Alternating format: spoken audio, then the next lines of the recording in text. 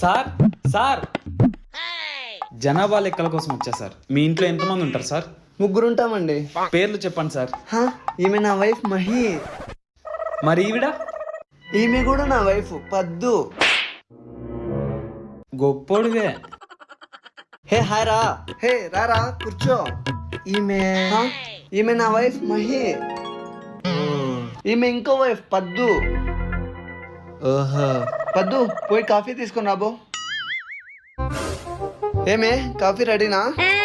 అవుతాండండి.